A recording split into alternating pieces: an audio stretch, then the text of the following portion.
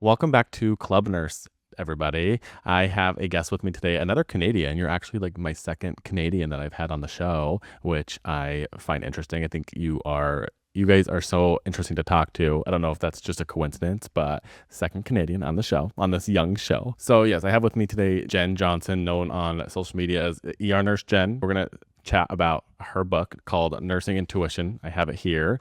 Nursing Intuition: How to Trust Your Gut, Save Your Sanity, and Survive Your Nursing Career.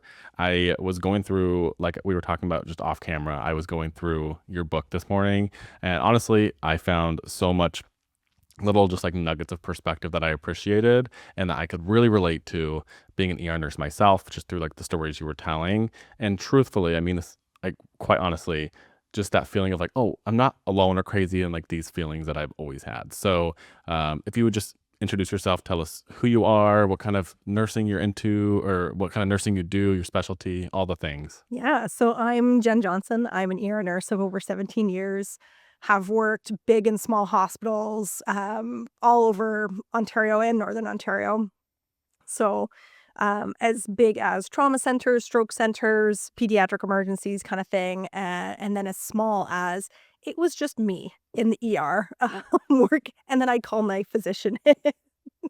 So have Yeah. really kind of been through the gamut of, our kind of access to healthcare up here and what goes on. And so I have tried a couple of times to change it up from emergency nursing, but those of us who are hardcore ER, you tend to just filter back because Find your way back home. you want to try and Yeah. take a break. You're like, "I'm overwhelmed. It's not, maybe I just need to try something else. Maybe there's a different fit PACU or pediatrics or something like that." And after a while, you're like, "This is cool, but I'm gonna go back." Yeah, I feel that once you, it is hard. And I've done the same thing multiple times. And I mean, my nursing career at this point has been much shorter than yours. I think I'm going on 7 years at this Don't point. sell yourself short for 7 years. That's a long time. So as I was saying, I also had left the ER before, ended up back in the ER at multiple times in my career. I've been a nurse much less than you. I mean, going on 7 years, I believe. You said you're at 16 years? 17, but don't throw shade at 17. 7 years. Like, that's a long time still. No, I'm just saying though, like the fact that I've already done this whole like, oh, I'm gonna leave, I'm over this, and then gone back. It's like a bad relationship. It's like that's why ER nurses are one and the same, because that's just well, why not? Let's say I miss the abuse a It's little bit. fine. That's where I'm comfortable. I'm Yes. comfortable when being abused. That's my comfort zone. It says a lot about me. Yes. Exactly. So yeah, I found this very interesting, kind of like what you were talking about, that you worked. Are you still working at a very remote hospital, or you No. are? No, so Okay. I'm kind of mid-level now. We're, like, right in between 2 kind of major centers, like, we're halfway between, like, an hour's worth of major centers, so it's kind of nice to be like, "Oh, it's smaller, but yet we still see absolute chaos." Yeah, of course. Yeah. But when I was reading through your book, I was like, wow, one nurse to even in a small department. I Yeah. mean, that's scary because that one person coming in, something could be happening. So what would you do if you were the one nurse and all of a sudden there's a code coming in? Does the rest of the hospital come down? How does that work? 100%. So you'd call up to the floor, which the floor had 1 RN and 2 RPNs or LVNs. And so you'd call the floor, you'd be like, "Hey, I need help. I need hands." If it was during week during the day, you could then call on like your educator or your CNO for hands. But if it was night shift or the weekend, we also had a portion that was like long-term care that was also attached to it. So then you could steal the LVN from there to watch everybody on the floor, so everybody who's acutely trained could then come down to the emerge. You'd call in the next shift Wow. early. The number of times I was called in early was countless.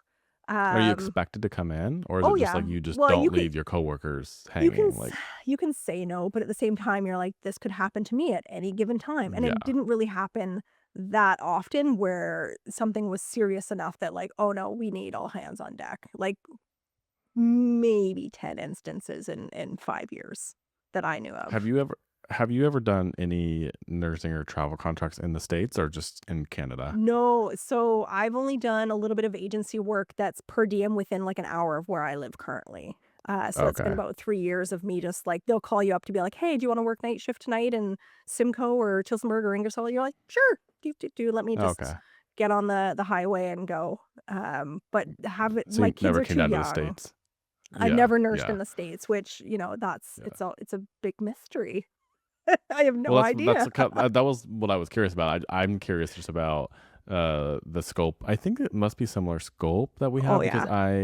yeah, I mean, because 'cause I've worked with nurses from Canada, and it seems like they can come pick up an RER and do what they normally do, so I think it's pretty similar, Yeah.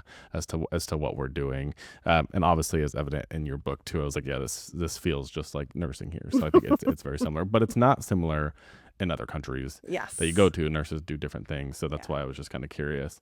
Um, so I wanted you one of the case studies that you talked about in your book, Nursing Intuition, was about somebody, and I want you to kind of go through this and explain to us somebody that you had that they had abdominal pain and it was kind of just it was like worsening. Mhm. You felt something was off, and the doctor, if I'm remembering the correct case study, the doctor was kind of dismissive or like Yep. not taking it as serious. Yeah.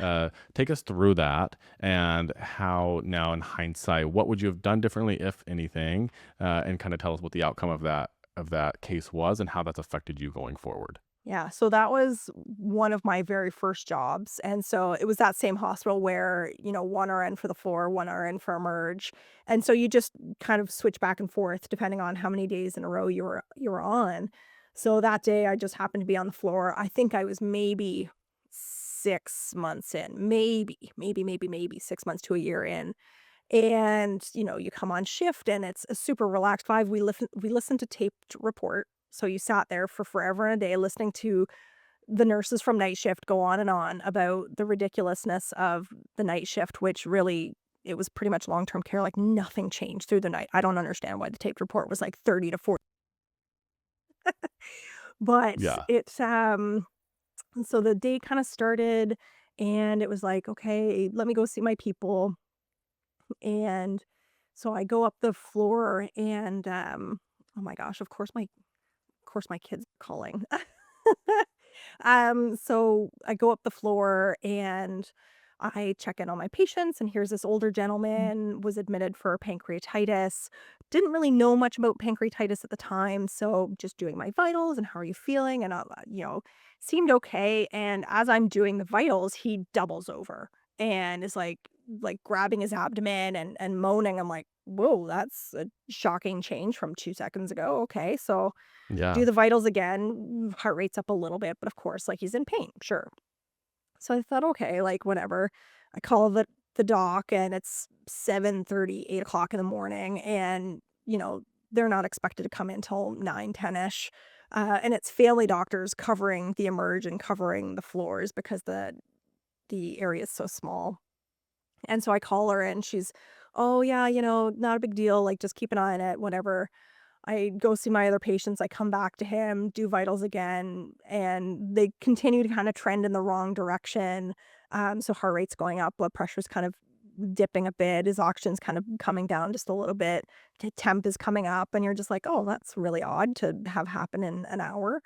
Same thing, call the doc, get put off, and so I just keep coming back hour by hour, and with every hour that passes, he's getting worse. I don't know what's going on, and my doc is really dismissive of what's going on. She just kind of, "You okay? Oh, he's been sicker than that before. His lipase is okay. Like, it's been higher than that before. He's had multiple admissions. This is alcohol related." So I'm like, "Okay, you do what you can for being brand Right. new." And it gets to the point where she finally comes in, she sees him, and she's like, "Oh, we'll give him some morphine and we'll give him a little bit of a bolus." And I'm like, "Okay." And he seems settled for a little bit, but everything keeps trending the wrong direction. Now he's febrile, and I'm going, like, "What is going on? Like, I don't understand." And within an hour, hour and a half of her coming in and seeing him finally, all of a sudden, we're moving him to our, like, 1 cardiac room, which has got the leads and an actual cardiac monitor. And an hour from that, he's on pressors, like, to bring up his blood pressure because it's completely tanked out now.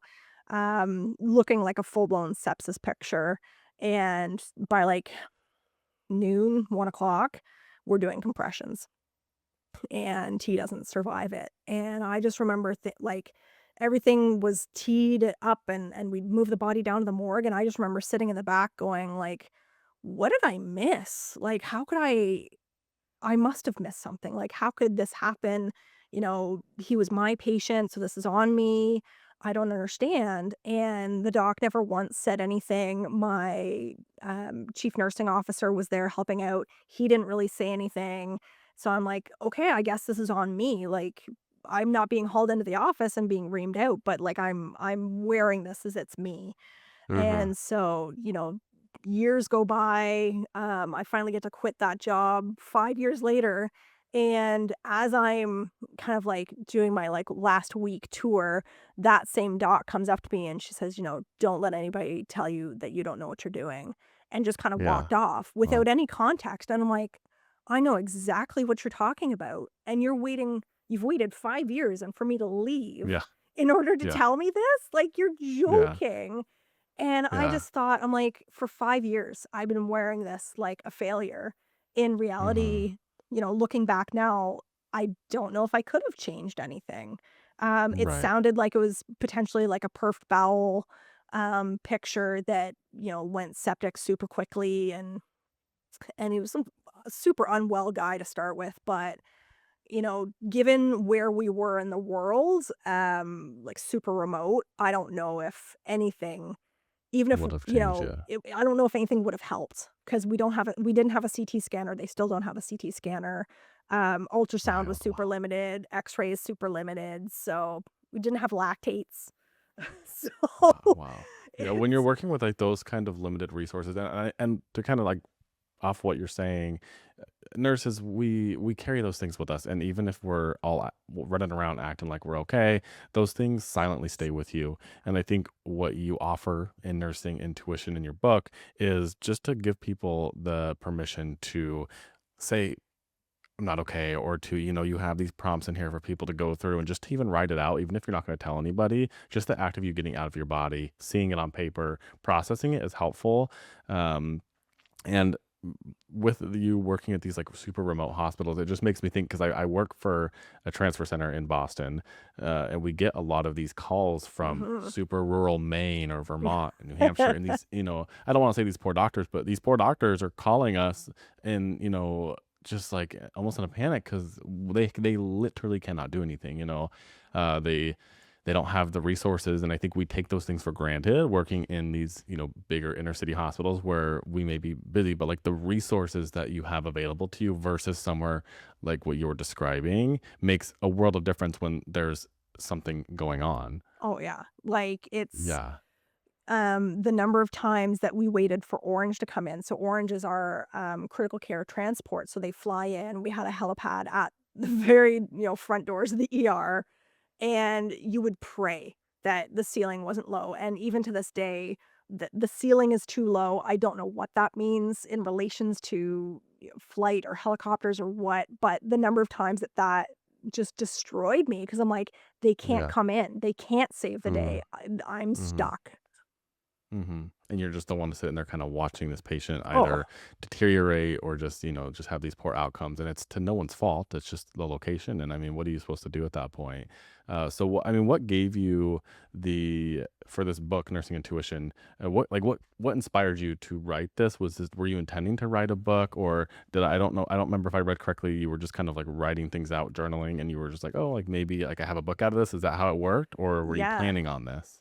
It was always a wish, it was never an Mhm. active try, but with COVID, when COVID first started up in 2020, my kids were 4 and 5.5 at the time, so we didn't have any access to daycare. My parents, were super scared, so they weren't willing to drive in to kinda help us out. My husband's in infection control, so he also was essential, so he's Monday to Friday, 8 to 4. So, I would just work all day and then I'd work all night and then stay up all day with the kids because you couldn't leave them alone because they get into Mhm. everything, and then I'd Yeah. go back to work and stay up all night and then stay up all day, and so I was a mess. I shouldn't have been Yeah, nursing, yeah. just a complete zombie, And there were a group of attorneys, in Ontario who had kind of banded together and were like, "Hey, for all the frontline, nurses and first responders, like, we wanna do your wills for free." And at the time, you were just like, "Oh, Yikes. we're really not expected to live through this?" So it Yeah, messed us yikes. up so badly that I kinda Yeah. was like, "Oh my god, like, what if I don't live?" Because I'm choosing to go to work. Everybody had the option Yeah. to not go in, so I just that was just the easiest thing to do, was just continue to go in. So I thought, "Well, what do I do? How do you if I was to die, how do you explain that to kids?"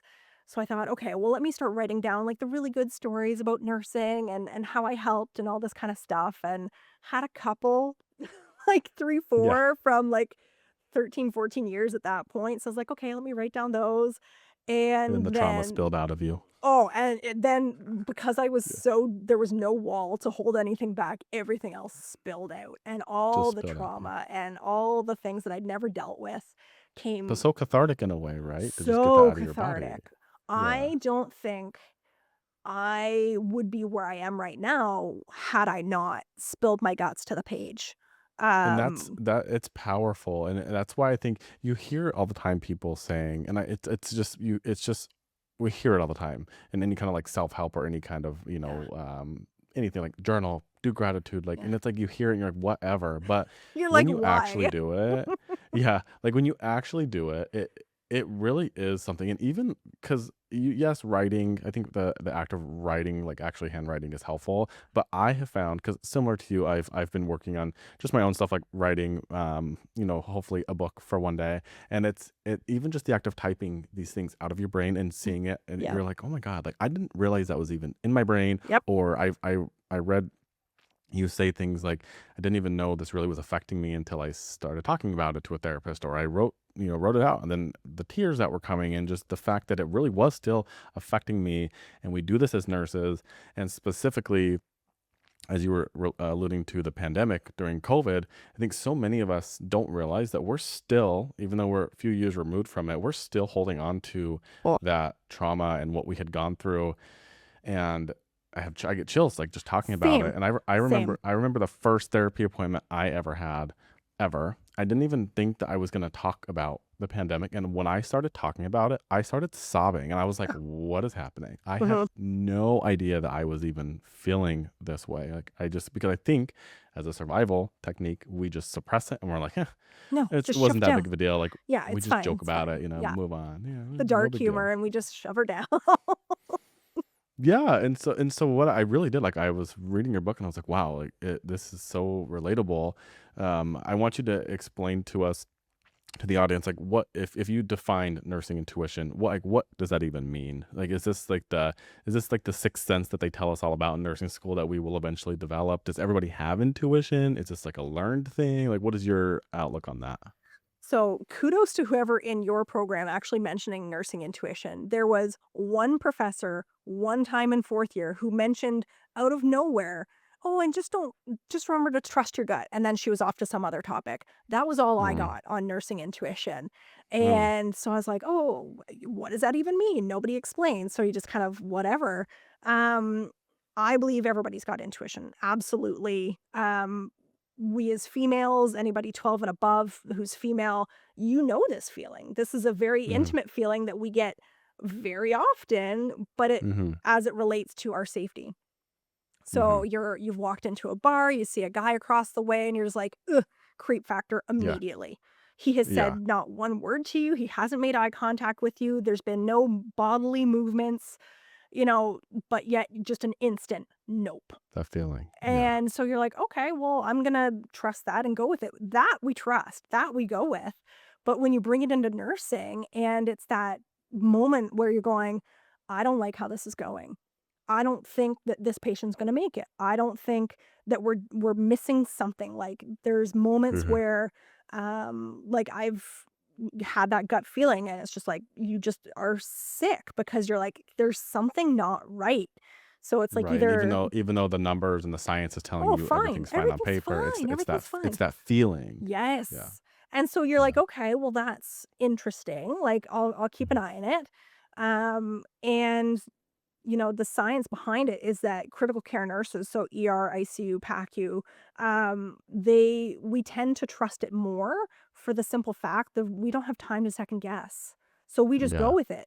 And Mm. because we go with it, then we're validated that yes, that was the right move. And then we trust that feeling more. So we get into this Mhm. loop of trusting it where somebody who's med surg or on some other floor, they've got the time to like talk themselves out of it. Like, oh, it can't be that bad, or I'm too Mhm. new.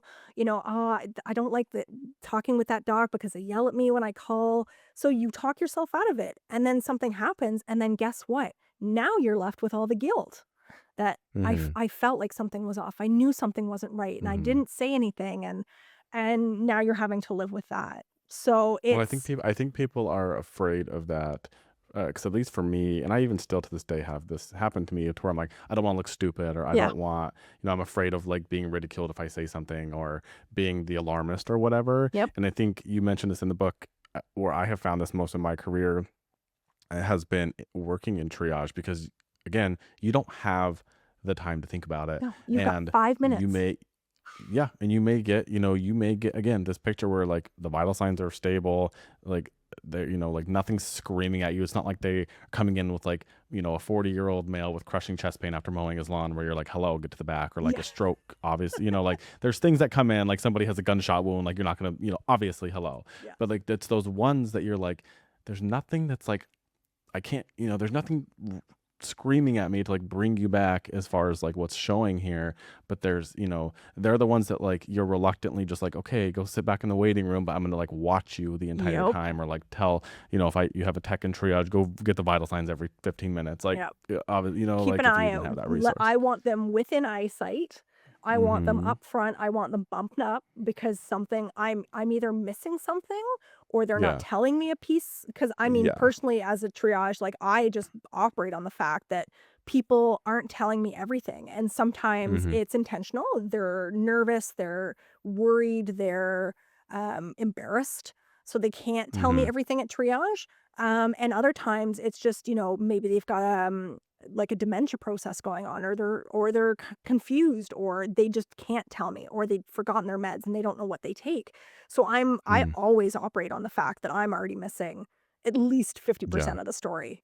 So when Yeah. I get a Yeah. ping that goes like, "Ugh, I don't like this," So you got to dig I further follow or it. something. Yep. Yeah, yeah, yeah. So sorry, I kind of cut you off. So keep going. As far as do we develop this over time? Do you think as nurses, or and like you were saying, like everybody has this feeling. I think you just have to learn where that kind of lives in your body, which is for most of us in our gut. That's why they call it the gut feeling.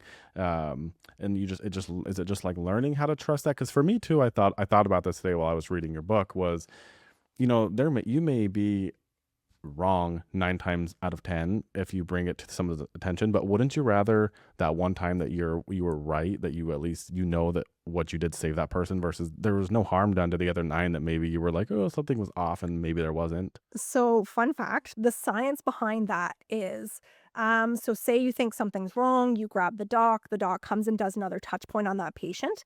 Even if you don't change anything, nothing changes. There's no new orders, there's no change in practice, there's no change in course of treatment. Even just that doc having another touch point on that patient still improves patient outcomes. Hmm. So you can change Hmm. nothing, but just the I dog believe having it. another look still improves. So it's really a win-win. You say something, you're wrong, the dog comes and has another touch point, nothing's changed, patient's still improving, or Hmm. doc comes in, you were right, something does need to be changed, and now you've changed the course of that person's trajectory through the Yeah. hospital system. And the peace of mind, like, Yes. hello, instead of you having to sit there sweating bullets and like ruminating in your Wondering. mind over and over again, like, what am I going to do, what am I going to do, is this, am I, just you have the peace of mind of like, okay, the doctor looked, if they are dismissing, and if something happens, Yep, whatever, like at least you have the peace of mind of like, well, I mean, I did what I could within my scope as a nurse to 100%. alert the person who's in charge of the situation. And we all know that. If you were to read in the chart, MD notified, no new orders received, every single nurse knows exactly what that means. The Yeah. nurse was concerned, doctor was Yeah. notified, nothing happened. Yeah. So that's just Yeah. us saying, and sometimes I'll chart that Q5, Q15, because I'm like, I've notified, I've notified, I've notified, nothing's Yeah. happened, nothing. And then so when the patient does crash, sure, hey, I called this from an hour ago. I Yeah. tried my damnedest. And Yeah. sometimes people, they wonder like, oh, well, how do I bring it to the doc without, because again, intuition sounds very woo woo, sounds very Yeah. witchy. It sounds Yeah. very kind of off the wall. But if you know your docs or you don't know your docs and you don't feel comfortable saying like my gut says something's off, just say advocate. I'm advocating Mm. for my patient. I think that Mhm. something's missing or something's up. I'm just advocating for my patient. You want to know how fast a doc stops for that word? Every Mm. single one of them in an instant will go, Yeah. whoa, whoa. We don't use that word in routine conversations. So when somebody's Yeah. saying it, all of a sudden it's like, oh, yes, there are liabilities. Oh, yes, there is, yeah, who's got care and who's most responsible. So, oh, okay, yeah, I guess I can, in 2 minutes, I'll come and have a peek your patient. Thank you.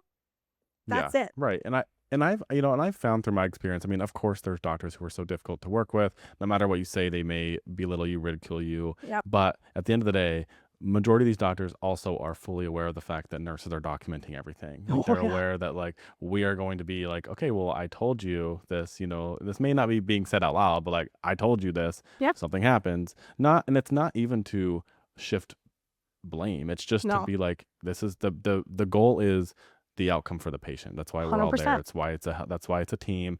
The goal is the best outcome for the patient. So if you have that feeling, it's just, and I think that, like, this is obviously a lot harder for new grads to do, Yeah. um because you want to prove that you know what you're doing. You don't want to look stupid, and I understand that. It's just, I think if people can just that in mind of, this is for the patient. This is not, don't make it about yourself. Don't, No, try and maybe you take the will look. ego out.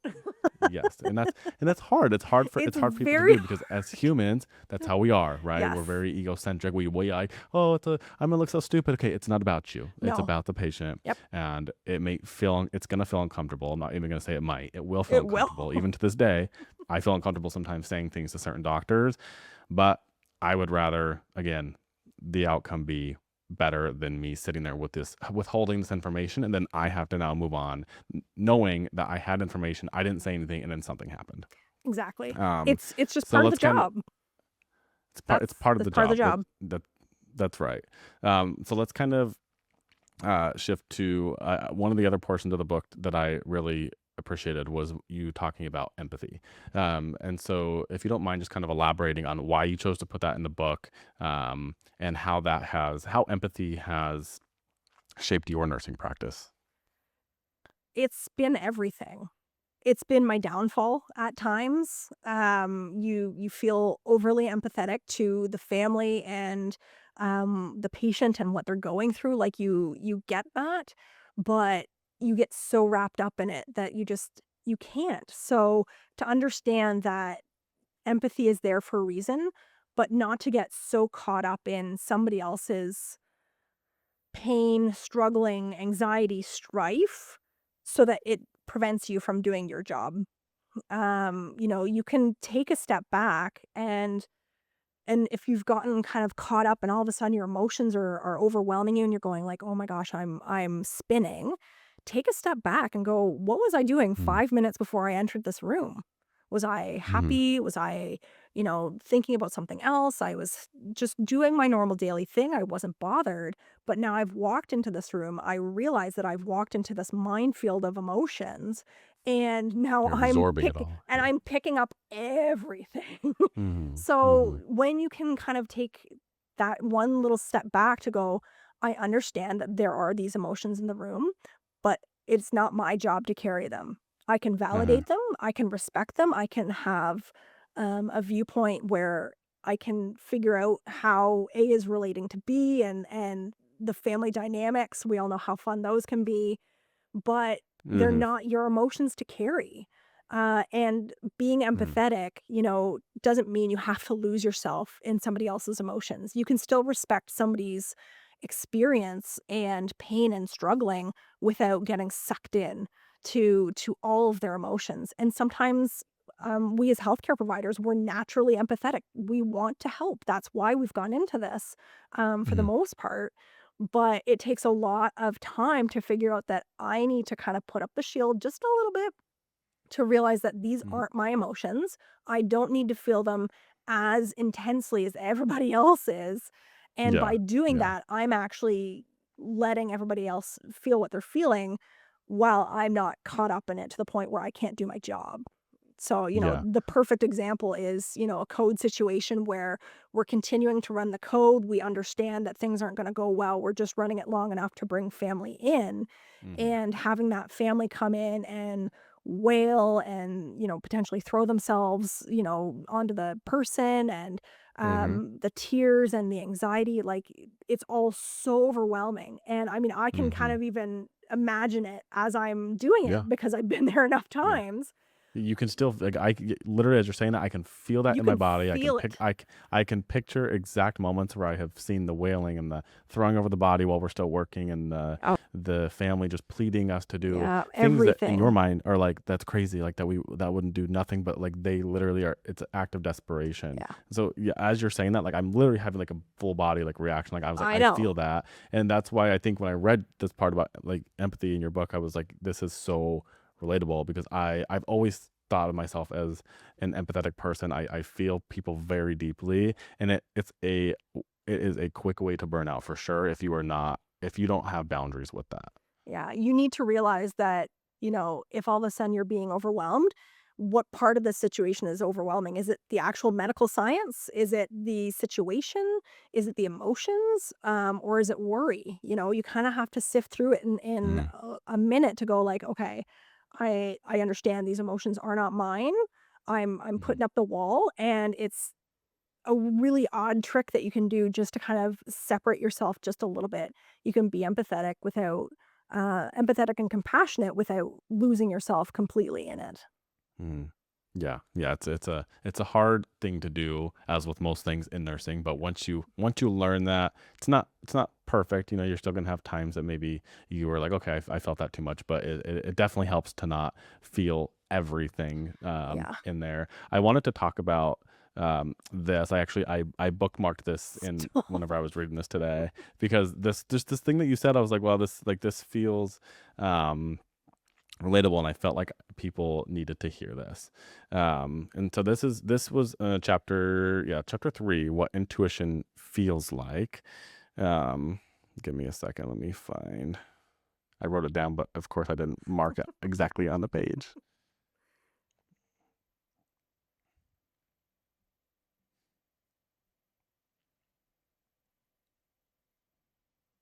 Where was it? Oh, that's why it wasn't that one.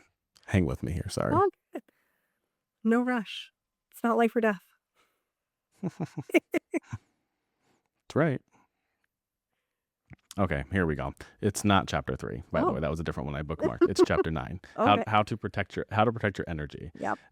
So you said in the book, it said, I treated being overworked as a point of pride. I thought that being tired and still accepting more shifts was me showing up, like some kind of superhero. I acted like exhaustion was something I could just push past, completely ignoring my intuition. I was a new grad, young and eager to prove my worth. I would say yes to things because A, I was unable to say no, and B, I didn't even realize I could say no. And I thought that was really powerful because I think that, as you said, I mean, especially as new grads, we think that we have to prove our worth, Mhm. and I think that this follows us long into the profession. So how have you been able to set, again, this all goes back to like boundaries, like just with yourself really Yeah. and work, to not feel like you have to carry the load of the unit, or that you have to show up if you don't feel like you can. And also that, like telling yourself, convincing yourself that this is not what makes me worthy as a nurse. Yeah. The stereotypes in nursing are honestly some of those things that I really feel are working to our detriment now. Working yourself to death, thinking that that's going to be the thing that, everybody respects you for coming in. My One of my most favorite lines is, "It is not my job to staff the department. It is Period. not my job. If Mhm. I'm feeling well enough and capable enough to go in, sure, have at her." Mhm. But noticing when staffing calls you, and then all of a sudden it's like, "Oh, well, they're gonna be 3 short," like, don't Yeah. you know what working short Mm. feels like, don't you? Like, yeah, it Mhm. really sucks, and the guilt, and you And you're don't like, "Oh." realize that they're Yeah. guilting you so Mhm. hard, Mhm. and, it's even worse when it's your own charge nurse calling you and being Mm. like, "Hey, we're too short. We're just wondering, like, I'm really sorry." But that was part of the charge nurse's job at one of the places that I worked to do the phone calls. So then they Mhm. would get into it because they had other people do that to them. So now we think it's Mm. just the thing to do is to just guilt each other mercilessly Yeah. to Yeah. come in when in reality, no is a complete sentence. You do not need to explain to staffing why you're saying no. It has been one of the hardest things I think I've ever had to do was to learn not to then over explain myself like, "Oh, do you wanna Right. come into work today? No, thanks." Yeah. Like, And not that's here's it. my list of things of I need to do. Like, Yeah, no, "Oh, just I've got an no. appointment, I've got the kids, I haven't had a Yeah. nap, blah, blah, blah." Like, you could go Yeah. on and Just on. no. Staffing doesn't Mhm. wanna hear it. They don't care. They Yeah. just wanna get a No. no so that they can move on to the Mhm. next.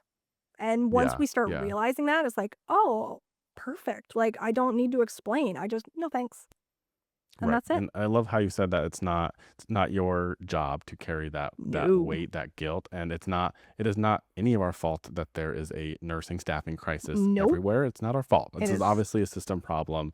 Um but I think in our smaller units and I think when you make it personal, like, oh, like you picture your staff or the people that you work with, suffering and struggling, it's like you have that feeling that you want to go help. And like you're saying, if you have the capacity and you want to make a little bit extra money, why not? But if sure. you literally if are sitting in your pajamas on your couch and you're just like, I need this day, you don't have to be doing something to say no. Like, you can literally just say no. And it's not for me, I always would say it's not a badge of honor to No. say, oh, I'm burnt out, I overworked, I did this. Like, it's and I think I have done this for sure in my career. I have worn it as a badge of honor. Like, oh, I worked so many hours. Like, Yeah. and it's like, oh, like that's no, like nobody cares really. No. Like, at the end of the day, you're suffering and nobody cares. So why are you doing that to yourself? Well, because you think it's gonna make you the good nurse. Like, Yeah. you're Yeah. the feeling of you're not a good nurse unless you give everything of yourself Yeah. and leave nothing for you. Like, Yeah. you're not a good nurse unless you do that is absolutely ridiculous. And honestly, I would much rather work short than have somebody who I potentially then need to carry, Mhm. because they're exhausted, because they're not mentally there, because they're drowning, Mhm. because they're overwhelmed, because they're not mentally or physically well enough to work. Yeah. 100%. Yeah. Couple more things here that I wanted Yeah. to touch on. You mentioned something in the book, and again related to this that I felt like was very powerful that I think a lot of nurses don't do, and it was the time that you took away. And correct me if I'm getting this wrong. I took in a lot of information on this so recently, but you talked about how you were feeling. I don't know if it was burnout or you were just like struggling with the ER. So we talked about how you'd stepped away before, but in this particular example you said how you like needed to step away from the ER just because you were like feeling burnout. You went to like a recovery unit or something that you were working on. Yeah.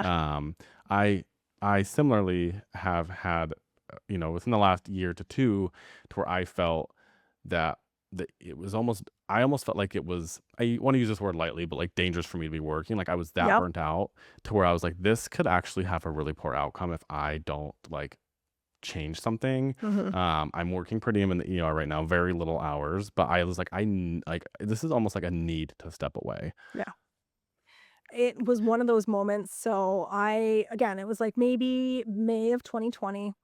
Um, you know, we still were getting inundated with, so people were kinda starting to come back to the ER a bit because, like, when 2020 first happened, like, we went from seeing 50 to 60 people in 24 hours to, like, 10 to 12, Mhm. and so it was this, Mhm. like, really weird feeling of, okay, the department's empty, but everybody who's coming in is so much sicker than they Mhm. had been because they'd been avoiding the ER. So by May, people had kinda started to trickle in a little bit more that didn't necessarily absolutely need to come to the emerge. And, I ended up that was probably one of the first times that we had somebody who could have been COVID, and I had a coworker who, person got intubated, they got taken out to our sister site, and in the meantime, as she was going in and out of that room, she was like, she'd gone in, she was in there for a couple minutes, came out, and then went through our like IV cart to grab some stuff and then went back in without washing or degloving or anything. So me and my buddy were watching this going like, what just happened? Like, holy crap, like that whole cart has to be tossed because we don't know what she's Mhm. touched. So she takes that person out, she comes back in, and she's like, "Oh, why are they tossing the IV cart?" I'm like, "Well, you touched stuff," like, thinking that was still just Yeah. a comprehension issue where, the number of times that I've gone into a droplet isolation, held my breath, silenced the IV pump, and come back out and washed my hands and didn't don and doff properly has been Yeah. innumerable, Yeah. pre-COVID. And Sure. so I'm like, "Oh, hey, we can't do that anymore, like, this person was really sick." And she pretty much told me that she didn't believe that COVID was a thing, Mm. and it Like, great. broke me. I was like, Mhm. "So, what?" She's like, "Well, you didn't come and help me even though I asked for it." I don't remember her asking. "So I thought I'd do that on purpose." I'm like, "Oh, now we're Mm. maliciously, Yeah. exposing, my asthmatic son, my asthmatic husband, and everybody Mhm. else's families potentially to this? You're insane." So I just Yeah. kinda said, "That's it, I'm done. I can't work in this environment with her. I don't know what I'm touching. All of a sudden, everything's not safe." So I Mhm. went to PACU and I thought, you know what could be more protected than PACU because everybody's got a COVID swab. We know Yeah, they're exactly whose screened, yeah. status. People's stuff was being canceled if they were positive. So, nothing was coming in and out of PACU. And it was just a place to, like, I just had to get out. I just wasn't mentally ready Yeah. or there for it. So I thought, you know what?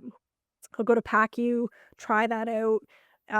They had staggered shifts, which again then worked really well with the kids and daycare and all that kind of stuff. So it was in the moment the perfect fix. And as much Mhm. as I loved it, quick in and out, maybe 1 to 2 patients. Everybody's coming out talking because they got spinals, not full on general anesthesia, Mhm. and everybody is like nonstop thank yous the second you give them a juice and a warm Yeah. You're like, blanket. "Where You're am just like, I?" "Oh my Yeah. god, like, why is everybody so thankful?" Yeah. And it just was like, "Okay, this is like almost too lovely, like, I feel like it's too good for me." It's kind of the Mhm. same thing over and over and over again, like, there really isn't a Yeah. ton of variation, which I've had issues with not having enough variation previously and other times that I've tried to get out, and I was like, Mhm. "Look, I'm not thinking enough, I'm not challenged enough, Yeah. I'm gonna go back." So I came back after Yeah. a year. Yeah, but just the again, my point of that was that you had that feeling, you knew something just was not aligning, you needed to just take a step back. Doesn't mean it has to be forever, No. but there was a time period where you're like, I need to get out of this, and I think that just people just need to hear that, like, it's Yeah. not a permanent thing. You don't have to, you don't even if you don't know if you'll go back, you don't have to make it so permanent in your mind. Like, just tell yourself, like, I need a break, and maybe you'll get out of it and be like, I'm never going back there again. And maybe you'll get out and be like, okay, I need to go back. Like, this other stuff is not for me. Um, so 100%. uh, to kind of just like round things out here, since we're talking about COVID and the pandemic, the another story that I found very interesting that you brought up was the patient that you had during the pandemic who was a palliative patient. Um, and you kind of helped them, not maybe not help them, but like you were with them as they took their last breaths, and kind of that impact that it had on you. And I love I think it was in the story, your ritual of help, like, freeing people's souls. So can you just tell us that? Yeah. So, yeah, so I had this lovely lady, it wasn't even my assignment, but I just have to have, like, popped my head in, and I'm like, "Ooh, we're gonna pass within the next 10 to 20 minutes, this is not great." We still weren't allowing family in, so I didn't have any other patients, or I had all my other stuff was teed up, so I'm like, "Okay, gown and glove." My personal rule is nobody dies alone in the emerge if I can help it. Hmm. So I gown and Hmm. gloved and I sat beside her and, the doc pops his head in and is like, "So are we gonna run tests and this, that, and the other?" I'm like, they're gonna pass within the next 10 minutes. Like, can I get some morphine? Can I get some scopolamine? Like, Dilaudid, like all the things. Just bring them on because this isn't gonna be long." And I don't even think the orders were entered before she ended up Hmm. passing. But I'd never seen somebody pass without active intervention ever before, like, Mhm. just let go, and Mhm. you wanna talk about, like, haunting, like, holy crap, like, it was a lot, so, after she had passed, I came out, and I was gonna go to the back, and I'm like, "Oh my god," let me cry my eyes out, and I'm like, "I didn't walk out the soul." I'm like, "Ah, crap, I gotta go back in," so my ritual is if somebody dies in a merge, once family has gone and we're just about to move the body down to, the morgue before we've kind of prepped them, I'll go in. I'll just say, "Okay, Mrs. So and so, like, I'm so sorry, but it was your time. It seems like you had a lovely family, and if you wanna follow me, like, I'm just gonna walk your soul out." And so, the best thing about a merge is the door is right there. So, Mhm. I went back in, "Okay, Mrs. So and so, I'm really sorry, your daughters couldn't come, we tried to reach them, but, we're gonna let them know, but if you wanna follow me, I'm gonna walk your soul out," and so I walked out the soul, and it really was, like, maybe 10 feet from the front door, so I walked outside, and Mm. it's this ridiculously gloomy day, and just like, "Oh my god," and the tears are just streaming, and all of a sudden, I see the most brilliant rainbow that I think I've ever seen in my life, and I run back inside because 'cause we're all looking for a little bit of happiness. I'm like, "Guys, you guys see this rainbow? Oh my god." Everybody, like, runs outside, and by the time we all get back out, it was gone. Everybody kinda Mm. filters back into the emerge. I'm like, "Okay, that was for me. Alright, I Yeah. get it." But it's just something that I feel like I don't know, it's a little bit of closure, it's a little bit of more woo-woo, I love uh the woo-woo. I love it. I'm here it's for just this. it's Yeah. just honoring, right? It's one more way just to Yeah. honor this person that you've had this full life, please don't haunt the hospital because we already have enough people haunting the Yeah. hospital. So Yeah. if you wanna let Yeah. your soul go, please, by all means, Yeah. Be free. be Be free, free. please. Don't stay here. Don't No, rest here. Yeah. go somewhere else. Anywhere else is better Yeah. than this. Yeah. Yeah, I love that. I was like, I've never heard this before, and I found that was just like your what I gathered from reading your book, and I mean this honestly, is your patients are so lucky to have you as their nurse. Ugh. Just your energy, like something like that. Like a lot of people don't care to do anything like that, and that's just the truth of it. I mean, I think there's so many amazing nurses. A lot of people get into this job for a reason, but just a lot of us, and maybe not even intentionally, just get burnt out or whatever it may be, compassion fatigue, and it's like we forget the humanness in the job and why we're really there. And so just little acts like that, even if nobody's knowing you're doing it. I mean, obviously you put it in the book now, but you weren't doing that with the intention of like, oh, I'm gonna put this in my book. No. Like No. these are just like things that you do. Yeah. um and so I love that, and I just hope that that your work is impactful. Oh, I can't believe it took me this long to like actually like dive into your book. stop. I literally have like, I think I bought like 3 or 4 copies of these You because I had the did? intention of like, oh, like I'm gonna like gift these to people, like, and I will now, especially now that I like actually like dove into it. um so thank you for your work, No thank you for being problem. here. How can people find you on socials? How can people get your book? Yeah, so the book is available on, Amazon, Barnes& and Nobles, and Indigo. You can also find me, probably most active on LinkedIn. If you find me, Jennifer Johnson, BScNRN. I'm sorry about the BScNRN, but do you know how many Jennifer Johnsons there are? Mm. It's insane. My I literally went to high school with a Jennifer Johnson, so Of yes, I course. understand. I should Yes, have kept I my did. maiden name, I swear to God. Yeah. But my Instagram and TikTok are at ernurse.jenn, Jenn, and then my Mm. website, if you wanna get a hold of me even faster, nursegen.ca. Perfect. Well, thank you so much for sharing all Oh this, my and I hope gosh. everybody gets their copy of Nursing Intuition and dives into this. So thank you. Oh, anytime. Thank you so much for having me.